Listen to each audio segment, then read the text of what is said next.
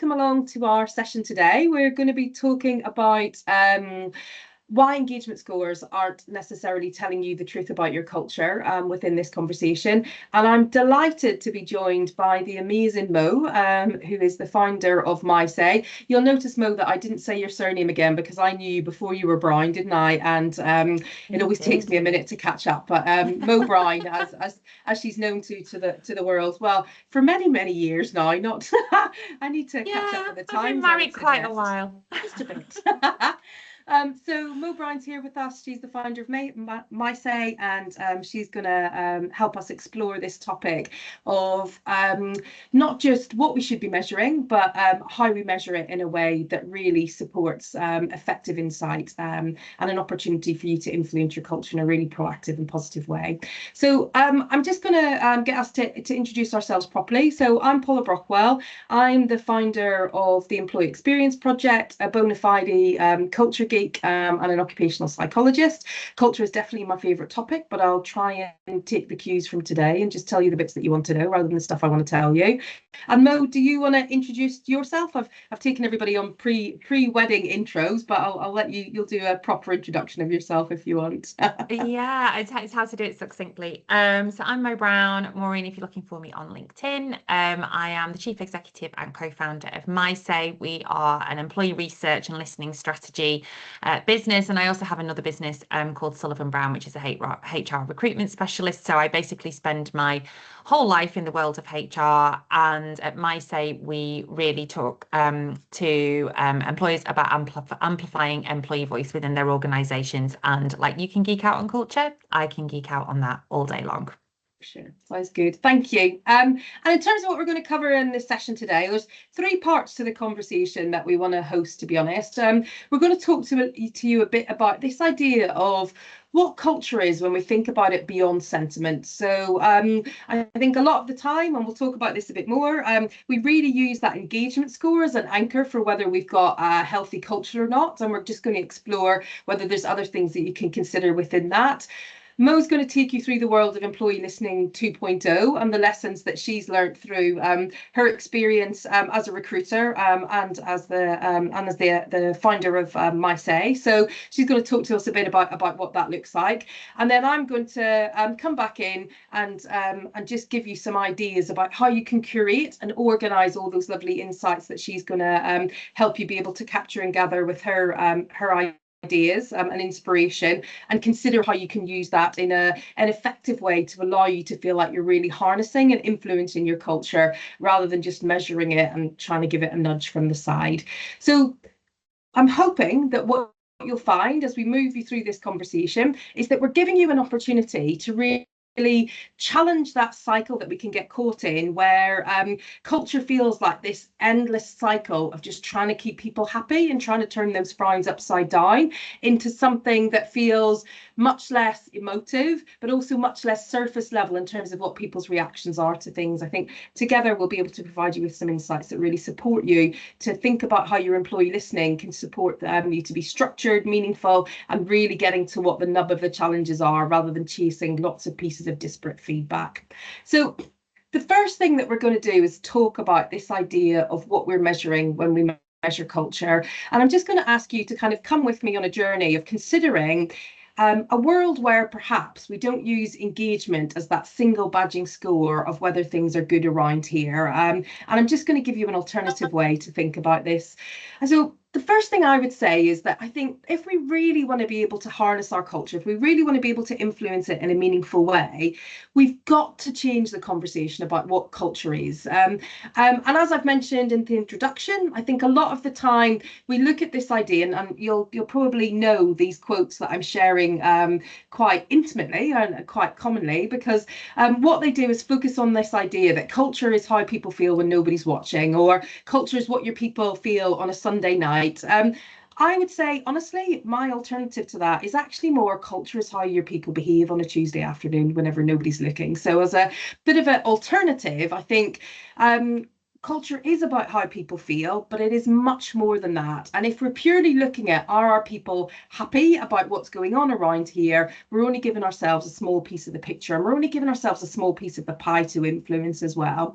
So when we're thinking about culture, what we look to do is look at a broader kind of cultural equation. So absolutely, that piece around everyday experience, are our people feeling motivated, connected, valued, energized within this environment, is absolutely important. Cultural directly influences how people feel at work day by day. But if we stop there and we just try to influence that, we're missing the true power of culture when it comes to really driving sustainable high performance within organizations.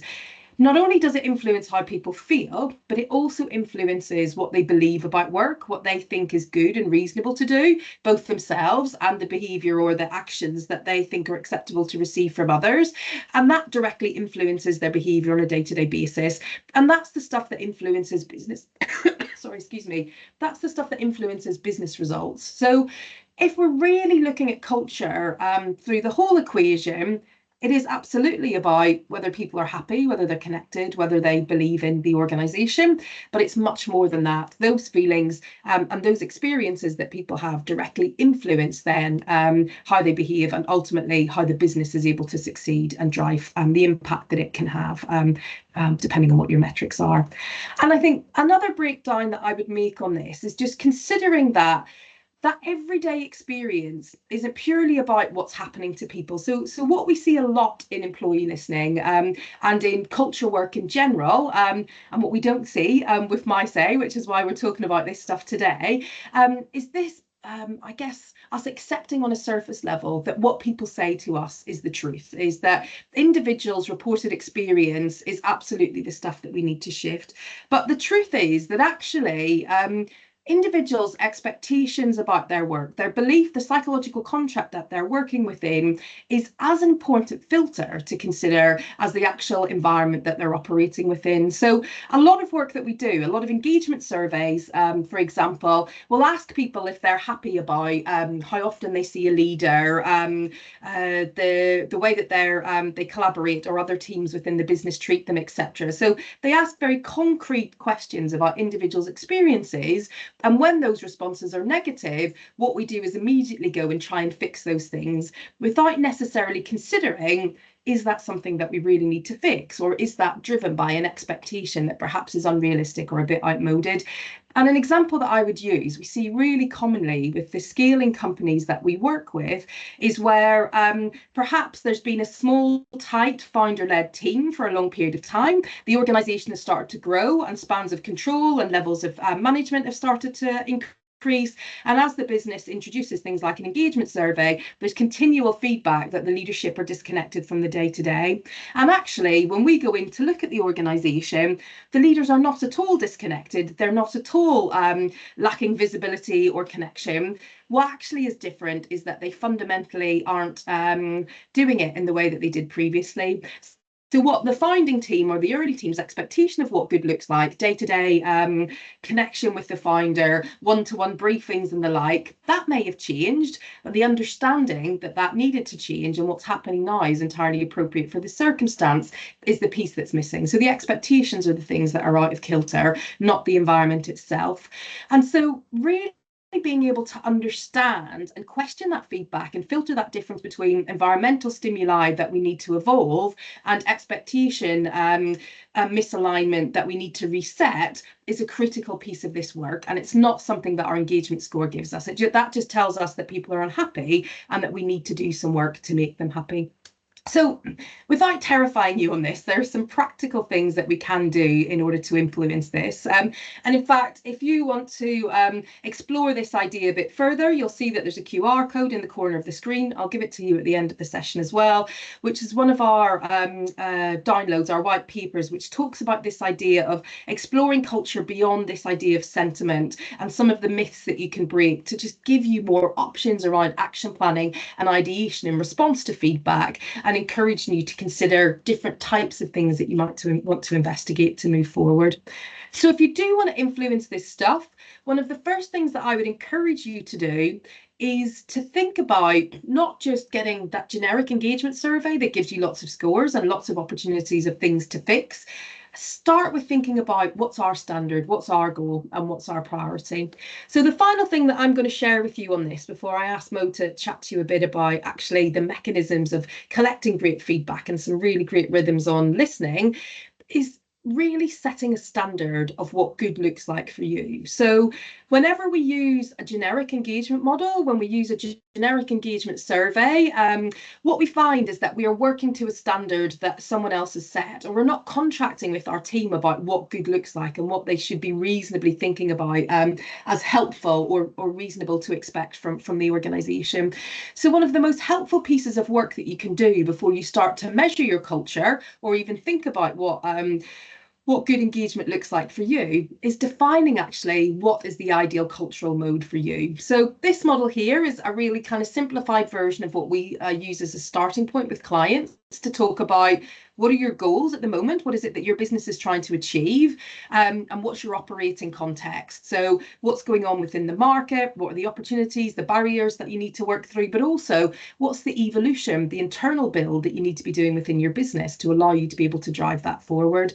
And what that generally tells you is what sort of cultural mode your business needs in order to deliver those results. So just to give you an example on this, calibration mode is about organizations that perhaps have grown very quickly over a short period of time, perhaps from a smaller, more informal team where things, everybody's had different roles and responsibilities. It's been really opportunistic. They've probably been in a scaling position of moving and growing very quickly. But now the business is at a place where it's got big enough that it needs to start to formalize itself. So it needs to calibrate its systems and processes. There needs to create some consistency in the way that it approaches things, but also consistency in its client's experience and what it's giving out into its marketplace or its service users, etc. So that mode is a very specific mode that's needed after a significant period of opportunistic growth, where actually we need to create a platform of consistency and calibration before we move into any further growth around things. Stability mode works best as another example for organizations that perhaps are really highly regulated or have got significant safety challenges. They really need to focus at all points on things like reliability and predictability. So in those sorts of environments, culturally, it's very helpful to have high levels of governance, control, oversight. It doesn't actually matter that decision making takes a while, because it's more important that something, the right decision is made so that the right safety outcome or regulatory outcome happens over not. And what you need to drive that forward and the standards that you would expect your team to hold you against in an engagement survey or some listening is very different from what you might need in a trailblazer mode, where you're inviting people to go and have as many ideas and try and feel as many things as they want to help and move a business forward. So understanding that there is no single definition of what good looks like in terms of how our business shows up, but also in terms of the experience that we provide to people to allow them to show up in that way for the business is a critical first step within this. But what I'm going to do is I'll hand over to Mo and I'll ask her to talk to you a bit about the mechanisms for really connecting with and understanding people's views around this. Thanks, Paula. There's so many things that you just said in there, and I was writing notes because I think obviously I know we agree on a lot of this stuff, but I think ultimately what we're trying to do is encourage people to think differently about how they encourage employee voice within their organizations and what they actually mean when they talk about unlocking employee voice and why they might want to do that. And in the same way that you talk about culture and why you need to know what your culture is and what culture you need, rather than it being this kind of soft, fluffy, nice to have, how your people feel element, which of course is important, but actually being much more driven about it and much more intentional about it for the outcomes of the business, because let's face it, when the business does well, we all do well, And so we're trying to work with businesses to really help them understand the why and the how of unlocking employee voice and thinking much more beyond doing an annual engagement survey, really. So If we move on to sort of to the next slide, if we can, because I know you're controlling me, and I'm I'm just responding to what you're saying. Oh, my slide's gone funny. Look. So Sorry. that's all right. No, it's me, I think. So one of the things that we talk about is how culture and employee voice reinforce each other on a cyclical basis.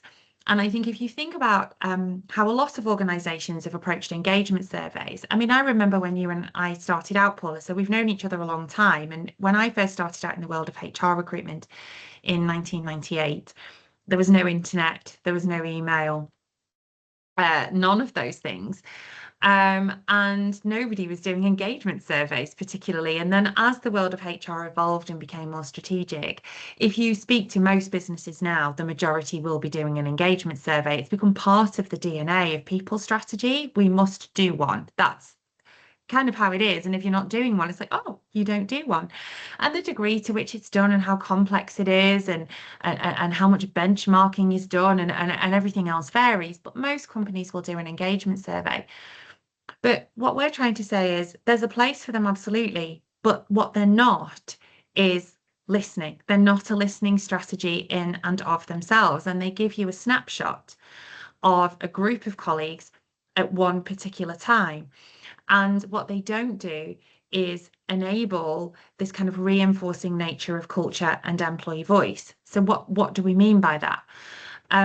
So if you think about how employee voice works in an organization, which is where we are with My Say, and where culture is, which is where you are with the Employee Experience Project, it all works together. So the way that I like to encapsulate it is, you know, I spoke, the leaders heard me, they understood what I said, they took the time to make sure they understood what I said. They fed back to me either to say that they can do this or they can't do this. I felt listened to. I felt a benefit. I'll speak up again. And from a leader's perspective, they're saying, okay, I heard you. I listened. I checked. I saw something in that. I responded to you. I felt a business benefit. I will do that again. That is how I like to kind of summarize it. But essentially, it's around using the power of employee voice to invite constructive challenge, because quite often what we see is organizations encouraging promotive voice. So tell us when we're doing brilliant things, tell us everything you love, tell us what you love about what we're doing, shout about what you love about what you're doing and the purpose of the organization and what you love about our culture. We talk a lot about that. But businesses don't always encourage the prohibitive voice, the constructive challenge about how the business might be run, or any safety risks that organizations are seeing, but also encouraging that promotive voice as well. So promoting improvements and people feeling that they can bring ideas and they will be heard as well. And often the best ideas come from people within the business, not from the leadership. I'm sorry to break it to you, leaders. I mean, I am a business owner. I own 2 businesses, and often the best ideas don't come from me. They come from someone in my team or from one of our customers. And, you know, you need to create an environment where people feel they can be heard with that.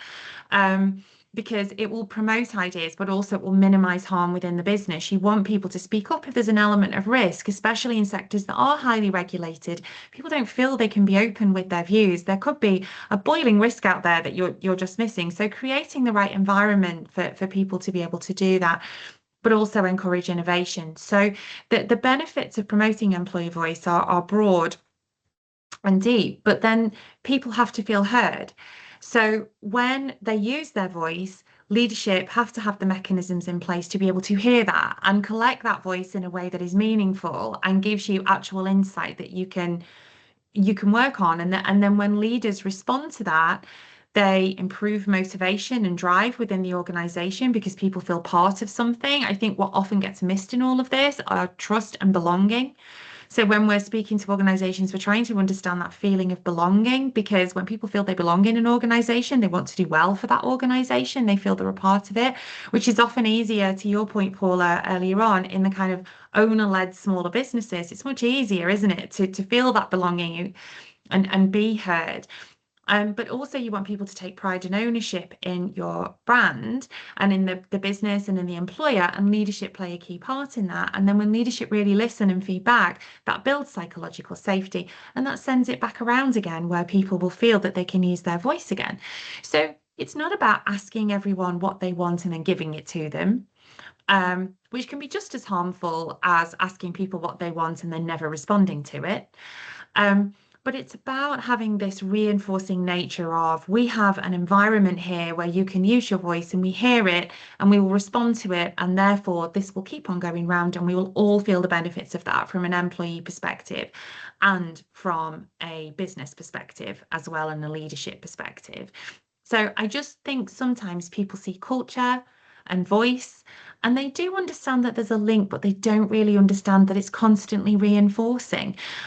So you said, you know, your culture is what people are doing on a Tuesday when they don't think anyone's looking. I agree with that, but I also think it's about what they're saying about you on a Saturday when they're not in work, and what they're saying about your business when they're speaking to potential customers or potential colleagues. It's the stuff you don't know about, and what you want is to use employee voice so that you do know about it. So if there's something that needs fixing, you can fix it. If there's something you need to do more of, you can do more of it. If there's something you need to do less of, you can do less of that. Or you can set those expectations, to your point of, we are different now, we are growing, and it's going to feel different, and this is why. But really setting those expectations and having the employee voice link into culture. So I could go on about that a lot, clearly.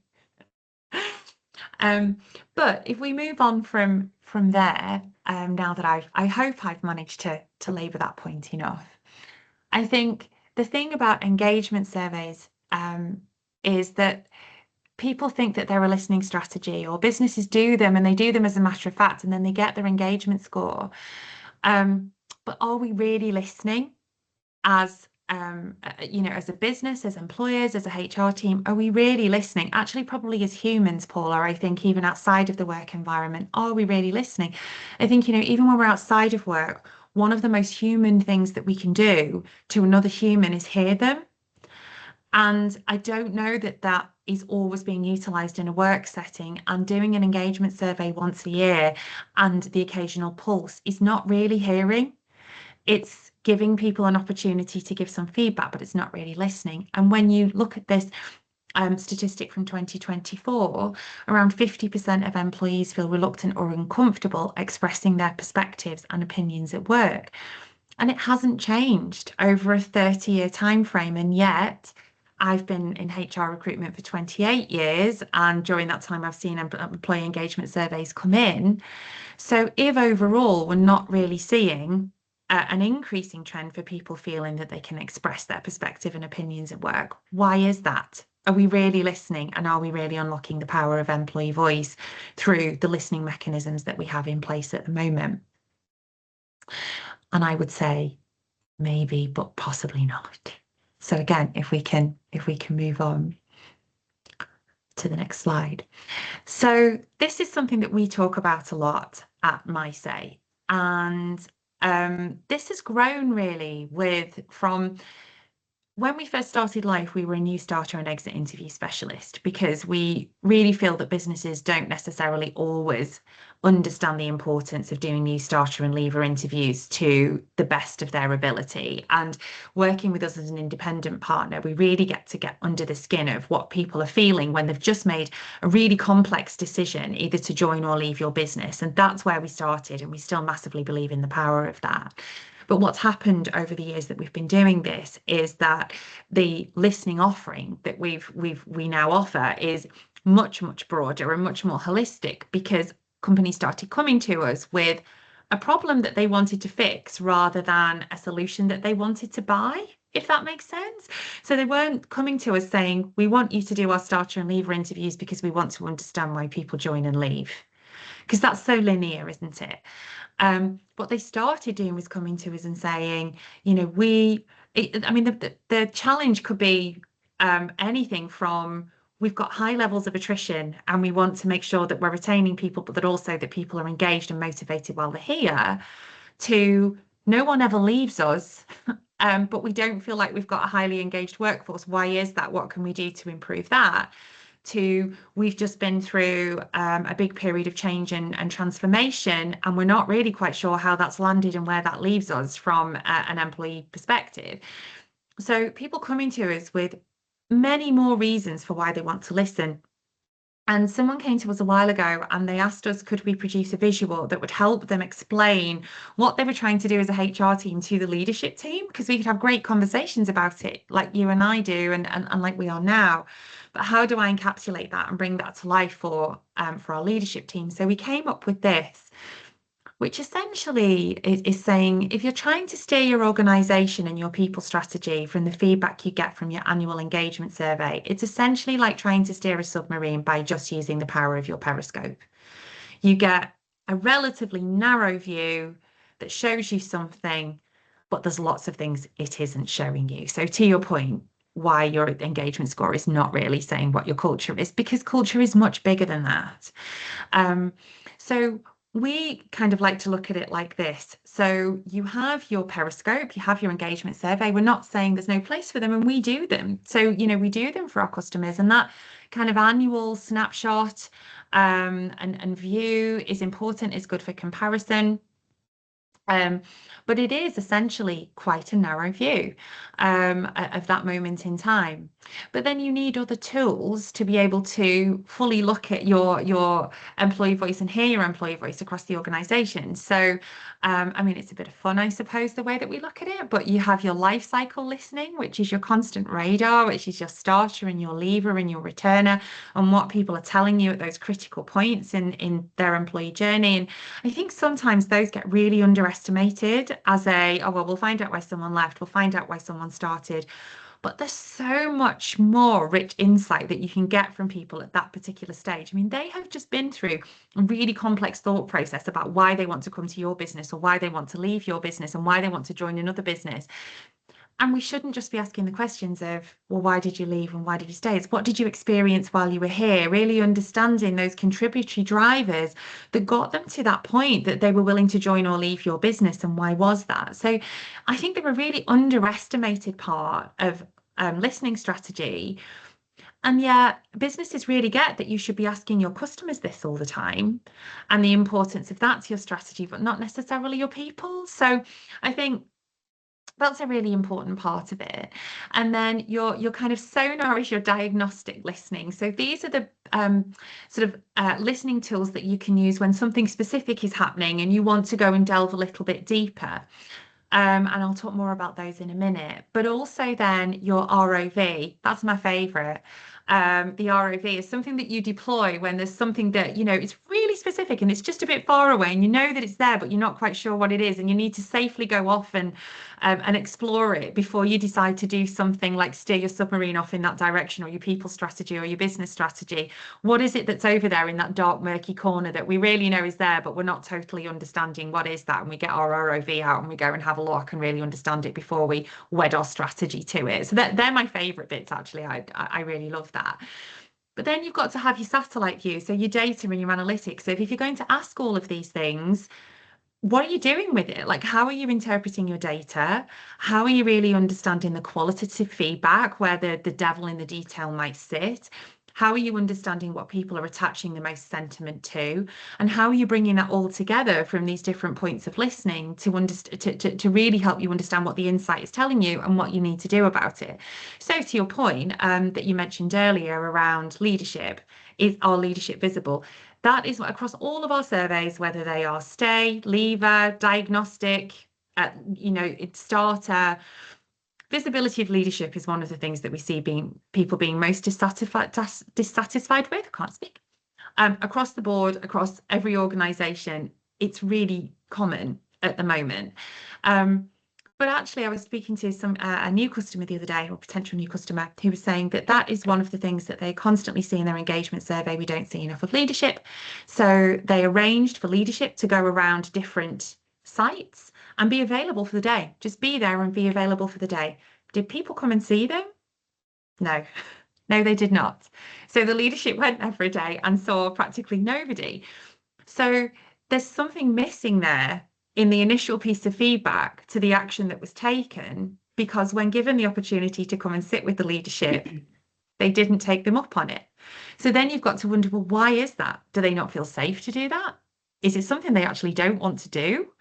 Do they mind that they don't see the leadership? So I think it's just about really trying to get under the skin of what people are telling you. And that's one example, but there are many, where the data tells you one thing, but people will actually tell you something completely different. And how do you understand where people are giving you feedback, what really matters? One of the other things that we commonly see is people not feeling involved in decisions and decision making within the organization. But then when you ask people, do you want to be involved? They go, oh no, that's not my job. No, I don't feel involved, but I also don't want to be. So it's about not trying to fix a problem that isn't a problem whilst missing the problems that are problems. Does that make sense, Paula? Because I feel like I'm just talking at you now. You're nodding. It absolutely does. It absolutely does. I think it's that piece around where what are you hanging your colours to? What's important to you, and what's the promise that you're making? That's the differentiator, isn't it? Because people can tell you lots of things that they're dissatisfied with, but it doesn't mean that there are things that are actually that you need to act on, for sure. Yeah, I get it. Exactly. And I think this is one of the risks of employee engagement surveys, actually, is that quite often businesses, leadership will say, let's do an engagement survey. We want to know what people think and feel. Or HR will say, let's do an engagement survey. We want to know what people think and feel. The danger with doing it is that if you end up with one set of feedback a year, which could be quite a large set of feedback if you have a large workforce, by the time you've actually understood what sits behind it, which you definitely should do, it takes time. So then by the time you've done that, we're in an ever-changing world at the moment, aren't we? So what people felt in January isn't necessarily how they feel now. On a macro level, people are massively impacted by what's happening in the broader world, not just inside work. So even by the time you've got your insight back, it may not be up to date anymore. And then it's very difficult to respond to because there's a huge amount of insight. It's difficult to respond to. So what happens if you don't respond quickly enough, or if you respond to the wrong things, or you don't communicate it well enough? One of the blogs that we did recently is your engagement survey actually engaging. And I think there's a danger that it can have the opposite effect because it's quite difficult to respond to all in one go. And so people feel that I spoke up, but I wasn't heard and I didn't see any outcome from it. So clearly, we know that people aren't steering submarines. But this was just a good kind of analogy of, do you have a periscope problem with your employee voice? And so we use it to illustrate. But if we move on, there are obviously some practical things that you can actually do. So we talk about having a dynamic listening strategy. And engagement is absolutely part of that, but we break that down into 3 different types of listening, 3 different categories of listening. The first is rhythmic, and that is your engagement and your pulse, and that is the type of listening that most organizations are doing at the moment. And it is important. Engagement, it's not useful. But it's what most companies are doing. It is timed, employees expect it. There's usually a lot of effort goes into encouraging people to participate with it. And it's usually done at the same time every year or at certain points in the year. Then you have your life cycle listening, which to me is massively underrated, hugely underrated. Starter, leaver and returner interviews are great examples of this. I think that I've seen businesses really struggle to sell the value to leadership and decision makers of why we should be outsourcing this, why we should be doing this properly, why we should be doing a much longer survey when people start and leave. And there's just some dynamite data and insight that comes out of those, and they're quite difficult to do internally. That's the one thing I would say. So especially with leaver interviews, it's good to outsource it. So one, because it's very difficult to do internally anyway, because response rates can be difficult. And then who does it? Does the manager do it? No, because people may not be honest with the person that they're leaving. Do HR do it? Well, again, no. I mean, my whole world is HR people and I love HR, but HR are not independent. And when somebody is talking to someone about why they've made the decision to leave, they often value being able to speak to somebody that isn't actually in that business. And when we're doing leaver interviews, we often do them outside of when someone's actually left. just after they've left, so it's fresh in their mind, but they're not in the business anymore, and they're not worried about their reference or their reputation, and they can be guaranteed that the feedback is anonymous and confidential. I think that's hugely important. So that should be an ongoing barometer of your employee experience. So it's constantly feeding you information because you will constantly have people joining and leaving. So it's a great barometer of employee experience, and also it's lower risk because with an engagement survey, you're setting an expectation that we're listening and we're going to do something with this. With starter and leaver, you're still setting that expectation, but those people they're not still there, actually, your leavers. So they're not waiting with bated breath for you to show them that you've done something with it. So it's almost lower risk to a degree as well. And because it's an ongoing barometer, it identifies things that may slip under the radar in an engagement survey, and also might identify things more quickly than if you're waiting for your engagement survey sort of 6 months down the line. But then the bit that we're seeing growing in demand is your diagnostic listening. And I think, again, this is something that companies often struggle to get right.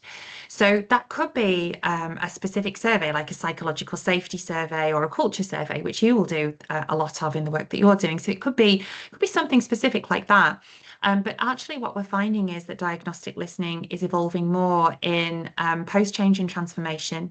So are we engaging with our people throughout a change process? Quite often, we will work with organisations that feel that they have engaged and communicated well through a change process, and then they will bring us in to really get under the skin of that and how people are feeling now and what direction they need to go in.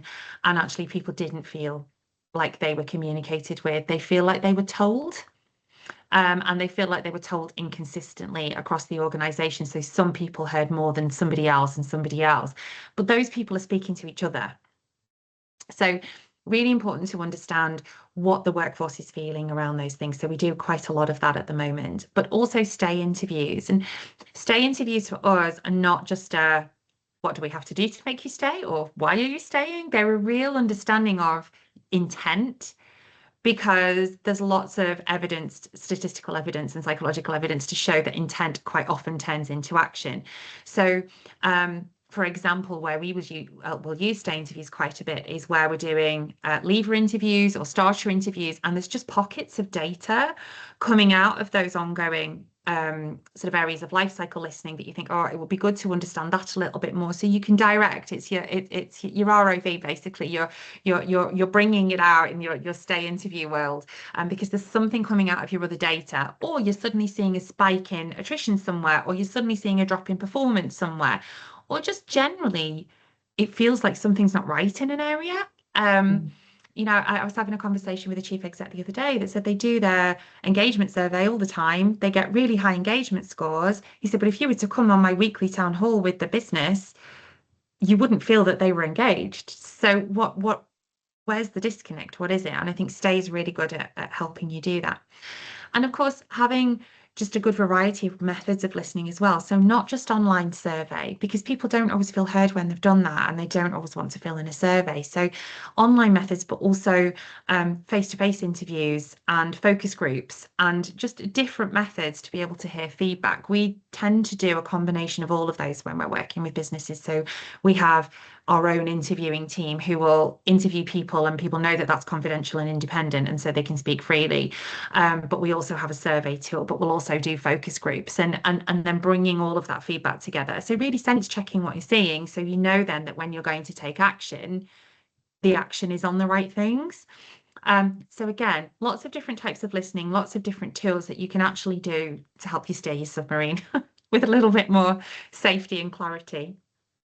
And then moving on again to our final slide, I think.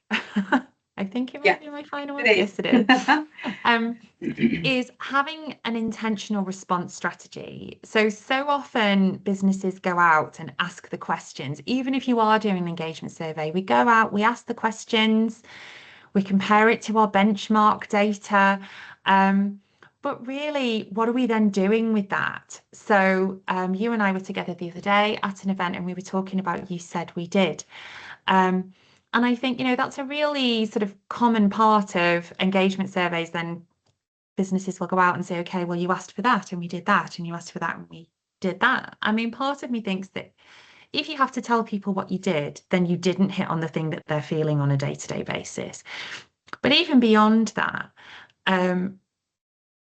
you said we did is not really a response strategy. And we think that in this day and age, you need a response strategy. So again, a survey by Gartner in 2023, only 34% of employees believed companies would act on feedback, and 60% didn't know what the organisation was doing to improve engagement. Now, even if engagement isn't your main marker, even if you're looking at it for something else, we hear this a lot, that when we go in and we work with businesses, people saying, yeah, but they won't do anything with this, or worse, actually, we do hear people saying, you say it's independent, but they're going to try and find out that who said this. And we hear that a lot too. Of course, they can't find out via us, but we encourage our customers to be intentional about having a response strategy to the listening they're doing. So understand the insight and choose the right approach. Don't try and boil the ocean. So understand the priorities. Where are people attaching the most sentiment? What's going to have the biggest impact for your business and meet leadership goals, as well as what employees are asking for? And choose the things that you can really deliver on. Because once you've chosen a few things and you've actually taken the time to deliver on them, you're building the trust and the belief that things will happen if people speak up. So choose some significant things that you can impact quite quickly, and then do those. But don't try and boil the ocean and do everything at once, because you won't be able to do that. Prepare to listen. So what we mean by that is the response strategy doesn't just come after you've had the feedback, but actually preparing leaders to hear the feedback. And explaining the kind of things they might see. One of the things where we see response strategies falling down is leaders just not understanding what they're going to see, how they're going to receive the feedback, and understand. It's so hard, isn't it, when you're reading something that may be critical of your strategy or of the way you're running your business. So really preparing leaders and managers and anyone that's going to receive the feedback to actually understand how they need to receive that, and not receive it defensively. But understand what they're seeing and how to react to it. Storytelling, massively important in both directions, I think, to leadership, but also to employees, but being intentional about that and thinking about the story that you're telling. But the big thing, I think, as well, is being able to talk about what you can't do. So don't go out and ask in a survey what people want if you already know there's things you can't do, because all you're going to have to do is say no. So talk about what you can't do, set the parameters and set the expectations. You used the words expectations earlier, to talk about what you can't do as well as what you can do, and communicate relentlessly and unapologetically. So you're never going to be able to do everything that people ask you for in a survey, but by picking the things that are important, not trying to boil the ocean, and communicating constantly about why you're doing those things, it will improve the outcomes of what you're doing. So it is big, and it is encouraging people to think differently about it. But when you get it right, it can have such a big impact on people's outcomes, but also business outcomes, that it's definitely worth standing back and saying, okay, we've been doing an engagement survey now for 10, 15 years. We do the same survey every year. Is it time to start thinking, are we truly getting? Yes, we've got high eNPS, and benchmarking, we're great against all of the other companies in our sector. But do we feel the difference internally? What are we actually impacting? And if you can't say, yes, we feel the difference, yes, this is what we've impacted, it might just be time to step back and say, do we need to be a bit more holistic about this and really kind of amplify the power of employee voice within our organisations? Yeah, amazing. Thank you. And I think it prompts me, in all honesty, Mo, to think about a question that I ask a lot of people when they tell me, for example, that they've got a good culture or they've got a good eNPS, whatever it may be. I often ask the question of, are people showing up and behaving in the way that you need them to or you want them to? And the answer to those questions isn't always the same. And as you say, I think it can feel like a huge thing that we need to re-engineer, but it doesn't have to be that complex. It doesn't have to be huge, does it? It's just about kind of challenging some of those norms that we've got used to around asking the same questions. So what we've really got is a progress survey rather than a diagnostic survey, and then we're wondering why it doesn't give us the answers that we want, etc. It's kind of questioning what bits aren't working for us and being willing to tweak those as we go. So thank you so much for your insights. That's really helpful. And I'm going to just spend a few minutes talking to you a little bit about how we, once we've got that feedback, once we've got the insights that are coming through, how can we use that in a way that makes it feel less like it's opinions being presented. To your point, Mo, I think around leader defensiveness, I think sometimes when we present the data in its rawest form, or against questions like, do we trust our leaders, or are leaders visible or enough, etc., often what we do is hit real defensiveness. We and it's really unconscious, but we get that real human response from our leaders of, these people are saying this about me, and then they shut down because it feels like a fix that they need to do rather than a build to move the business forward. So I'm just going to talk a little bit about the work that we do around really trying to move past this piece of evaluating symptoms, trying to give that feedback at that impact level, into how do we really deep dive into this to understand what's driving that.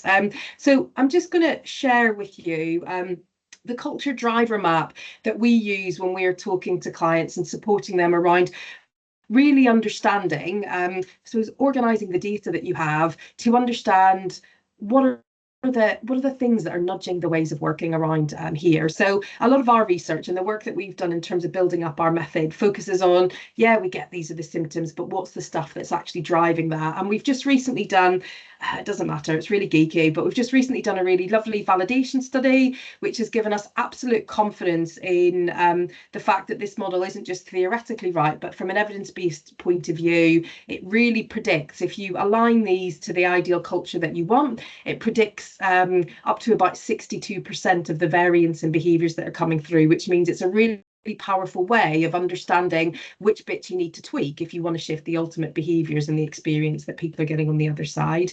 And basically, it's a 6-factor model, but I'm going to talk to you about it in a slightly more straightforward way.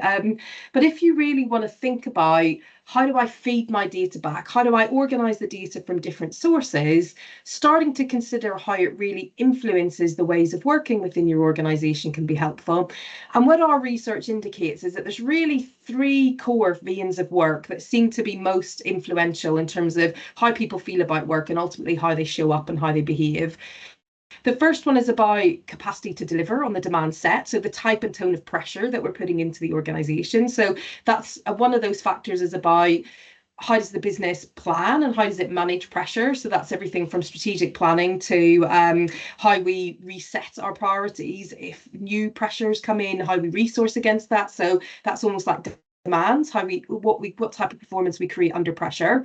There's a piece around ease of execution. So not only what are we asking people to do and how do we manage the pressure that we're putting into the system, but how easy do we get it and make it for people to be able to deliver on those demands. So those elements are really critical. And if you think about the type of questions that we commonly ask within engagement surveys, those are things like clarity of the strategic plan, comfort with resetting priorities if demands change on things.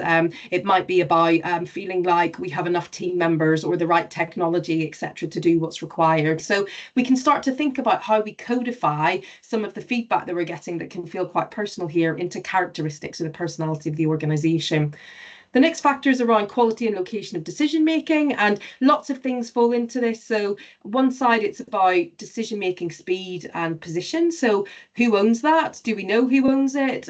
Do we feel confident that we'll be supported to make decisions on that? How do things get escalated? Are they getting escalated to the right place? Are our decision making forums functional and working as needed? Again, there's lots of, you often get a really strong leadership prescription coming out of this around the leadership behaviour that influences that.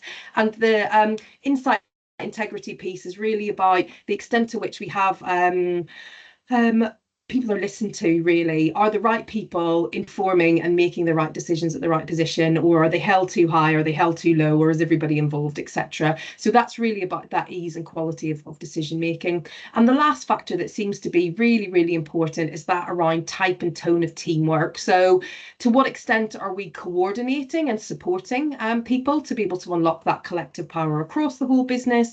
And to what extent do people have the right expectations for what is expected around here? And that's as much about, do I know what my job is and what good looks like within that, as do I understand what's reasonable for me to expect from my leaders in terms of visibility? And am I unbalanced or unaligned expectations making me madder than a box of frogs all day every day when a new when something gets put on the internet but it doesn't get sent to me in an email because I believe that everything should be personalized, or the CEO should pop to my desk and tell me like they did in the old days, or whatever it may be. So we can use these 6 factors to start to organize our feedback into a bit more of a holistic view of culture as the actions that we take to prime the operating system for people to turn up as we need them to. So if we stop asking ourselves the question of how do we make people more happy, and start asking the question of how do we create the conditions that make it work, feel and flow in the way that we need it to for people to deliver as we need them to, we're much more able to talk about this in a much more constructive way. So one of the things that you might want to take from today might be less about how do we measure things differently. You might look at this and think, actually, some of this stuff we're not asking about, we're asking more at a symptomatic level about leadership, visibility, etc. And perhaps it's worth considering how we reframe some of our questions to think about those deeper peak points around what do I believe? You know, a really great, if you're not sure if expectations are aligned or not, a really great open question that you might ask in one of your new your next listening pieces is, what does great leadership look like, or how often do I expect to hear from or have direct contact with my CEO, etc. Asking some very specific questions about what people's expectations are can help you get a sense of where there might be some expectation misalignment that you need to recommunicate on, because the worst thing that you can do is try and reset those expectations in response to feedback, because what it feels like is I've asked and you've said no. What is a much better thing to do is start that continual conversation about expectation and standards that's just ongoing, which actually recalibrates things in the content. Feedback is just part of that cycle rather than being the single place where you try to challenge back on that. So there's lots in today's session, I would say. If you feel like you need some extra help, Mo and I love a white paper. Not only do we love talking about this stuff, but we love putting it down into white papers as well. So here's some QR codes which will give you access to some of our papers that just allow you to think about this in more details. And you'll get our, I'm sure you'll get our contact details if you want to have a further conversation in there as well. So feel free to have a read those and have a think about those. Mo, before I let you escape back to the rest of your day, though, I'm going to ask you a question that I haven't prepared you for. So no, let's you go haven't. for it, I'm shall very we? nervous. If you were to room 101 anything, if you were to bin anything that you see within current practice that you think is more of a hindrance than a help, it might still be a useful thing, but perhaps it's used in a way that's more than a hindrance than a help. What would it be for you? Oh no, I've got a few. Oh, okay. So I will say that I considered Benchmark because I just don't know how useful it really is. And I considered You Said We Did, but I think it can be useful if it's done well. I think what I'm going to go with is incentivizing managers on completion rates on engagement surveys, and giving them access to their own dashboard so they can see how the completion rates compare to other managers within the organization. And the reason I say that is, well, I think you probably know the reason I say that, but I understand why businesses have gone down this route. But when I hear that, I just think, what behaviors are you really driving in those managers? And why are people completing that survey? Because it probably isn't because they believe that you're going to act on what you say. It's because their manager has put pressure on them. And I think that's an unfair thing to do on the managers. It's unfair to make them compete in that way. And it's not fair on the people that work there as well. So I'm going to go with that, but I did cheat and give you 3. Yeah, no, I get that.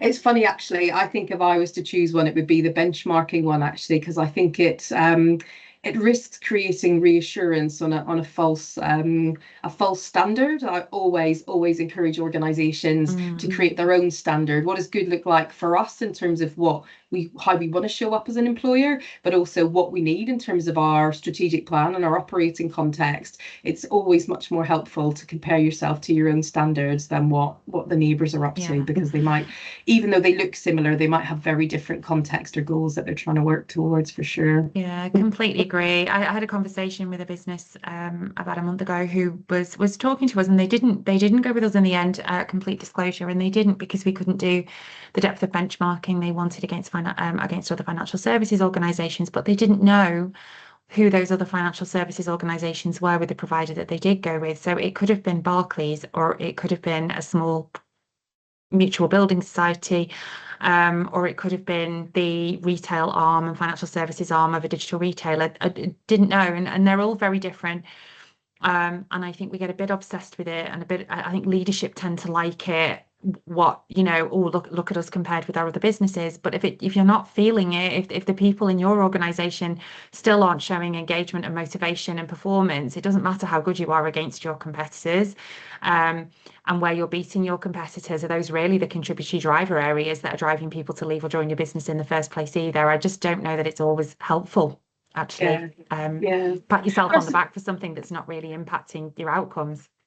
Yeah, and I suppose it brings us back, doesn't it, to that quandary. I don't think either of us are saying that any of the methods that we've described today or challenged today are not necessarily useful in a certain context. I guess the big call to action I would suggest, coming from what both of us have said, is this piece around being really clear on the purpose. What is it that you're trying to achieve with this piece of listening or this piece of data collection that you're doing, and ensure that you work towards that, because a lot of the work that is happening out there, or the default, I think, around employee listening or engagement survey, I think you're absolutely right to call out the difference between a listening strategy and an engagement survey.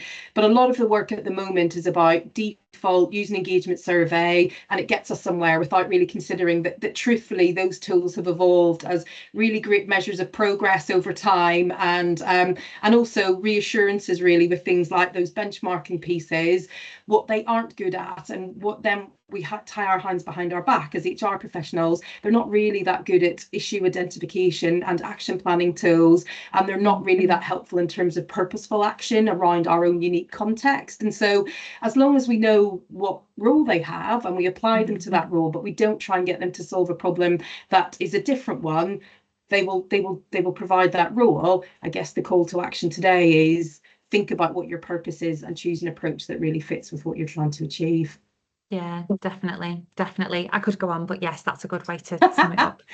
Well, listen, thank you so much for sharing your insights today. I love the Periscope. I'm obsessed with it. I like the satellite view, obsessed with it, although I understand the need for the rover as well. But thank you so much for joining us today. So if you want to connect with Mo, as she said, it's Maureen Brown on LinkedIn. You'll find her there doing amazing things with MySay and Sullivan Brown. And you can find me kicking about there as well. I'm trying not to swear in video content is generally what's happening, but you'll see me there for sure. Thanks, everybody.